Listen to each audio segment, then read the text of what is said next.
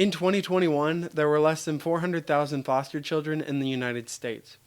Now, if you compare that to the country of Kenya, there were 3.6 million children who were orphans or considered as vulnerable. That's crazy. My name is Jameson Vaughn. I recently got back from a trip to Kenya, and while I was there, we stayed at an orphanage, and I captured some of their testimonies or their life stories, and I would like to share them with you. In 2018, I went on a missions trip to Kenya, Africa, where we spent most of our time helping out at an orphanage, and we really got to spend a lot of the time with the kids there.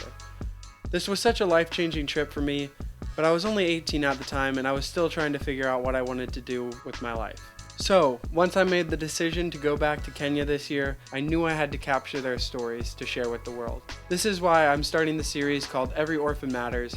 This is where I'm going to be posting the stories that they shared with me, which is their life stories or their testimonies of how they grew up, how they got to the orphanage, and what their life plans and dreams are. At Fuago, which is the name of the orphanage we went to, there were just under 300 kids who lived there. Although it was just a handful of them who wanted to record their stories, I really feel honored to be able to share them with you.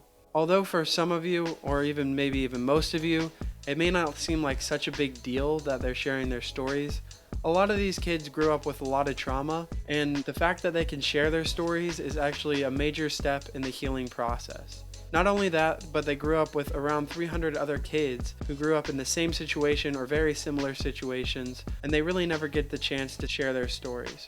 So the fact that they can share them here to you guys is amazing.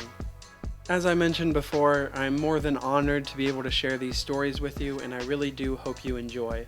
One last clarification, the name of the orphanage we went to is Fuago Orphanage, and this is run by Pastor Benson and Mom Florence, and all who live there refer to them as Mom and Dad.